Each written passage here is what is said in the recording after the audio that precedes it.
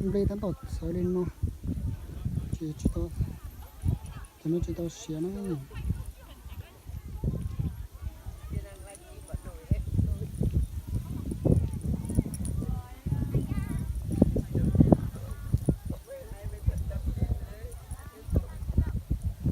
cho nên một xe nó lên nó xuống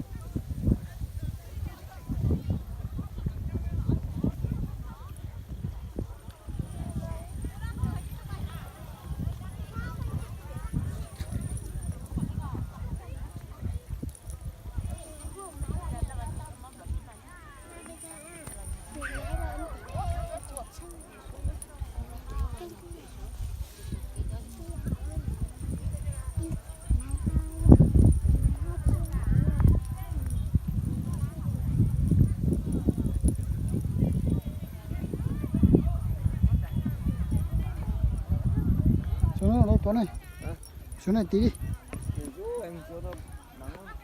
nắng gì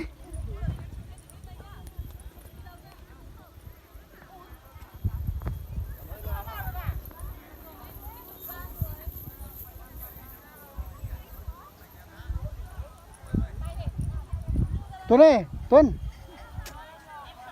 em sắp đau đầu chết đây rồi. anh bảo đây em hết đau đầu ngay xuống đi Làm gì? Đi đâu? Ôi em sắp đi luôn nữa. chụp ảnh với cái đẹp đi Vảy cái dây giày này quá là cứ trượt.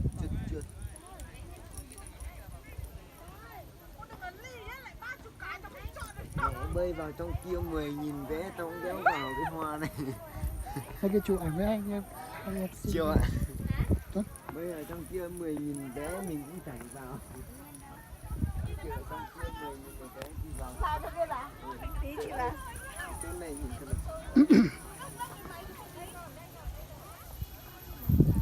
Dưới kia có một cái nhà kiểu nghĩ là họ chụp họ làm từ bên kia sang ấy nhỉ? Ừ? Nhỉ, chỗ công ty trong ảnh trong công ty mình ấy nhỉ, chắc là từ bên kia sang đây nhỉ? Nhỉ? Cái mông của Viettel ấy.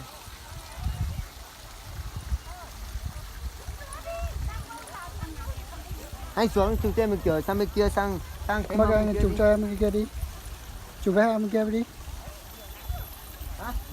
chụp hai em xin tươi kia đi Em có điện thoại kia. Điện thoại này ha. Chị gái ơi, mật khẩu là gì đây? Cho em chụp ảnh nào.